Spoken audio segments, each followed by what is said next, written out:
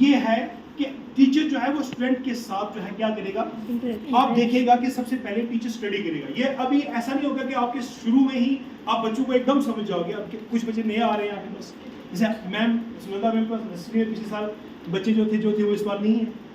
अब जो आगे आगे बच्चे चलेंगे, हो सकता है वो टीचर भी चलेगा। तो आप जैसे इस बार नर्सरी वाले जो LKG में आए हैं, तो वहाँ पे टीचर को भी नए बच्चे मिले हैं, तो उनको समझना है।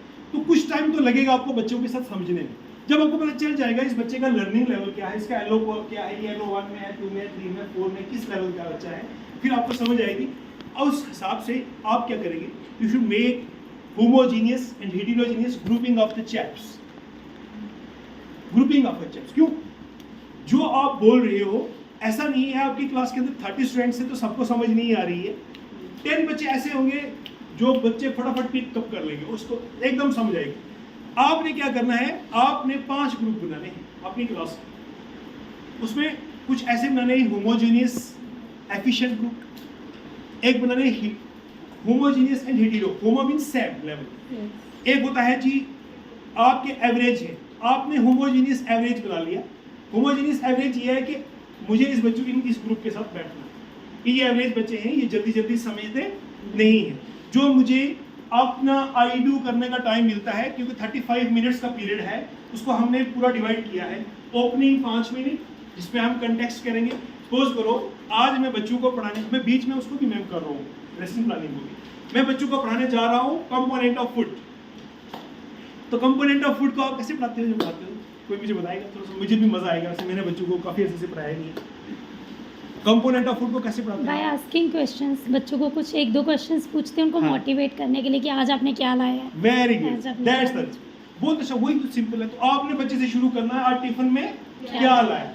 सब बोलेंगे, कोई बोलेगा चपाती लाई है, कोई बोलेगा मैंने ब्रेड ऑमलेट मतलब ब्रेड वाला वो लाया है, जो सैंडविच लाया है, कोई बोलेगा मैंने अपनी खीर लाई है, या जो भी जो अलाउड है आपकी। तो बच्चे आपको बताएंगे। तो डेफिनेटली है कि आप बोलेंगे बच्चे को इंलिस्ट करें।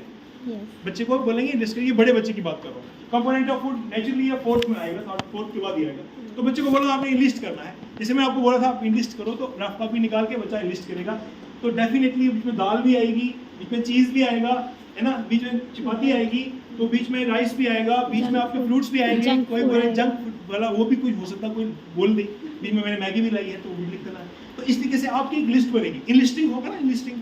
तो हम बात कर रहे हैं, पढ़ाना अभी हमने उनको कंपोनेंट ऑफ फूड है, लेकिन हम बात कर रहे हैं कि आपने लाया क्या। इसको कहते हैं setting up of tone. Setting up of tone classroom culture के अंदर जब हम फैसिलिटेशन को पढ़ाते हैं, फैसिलिटेशन की बात करते हैं, तो इसको बोलते हैं सेटिंग अप ऑफ टोन।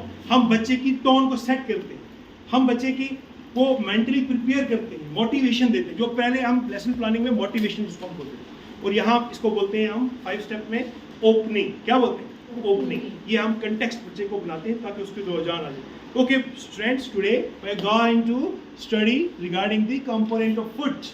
अब इसी फूड के अंदर छोटे छोटे कंपोनेंट्स होते हैं। फिर वो जाएगा यहाँ से कहाँ पे, फिर carbohydrate, proteins, minerals, vitamins, fats वगैरह के बारे में आप बात करोगे, फिर वहाँ से निकलेगा।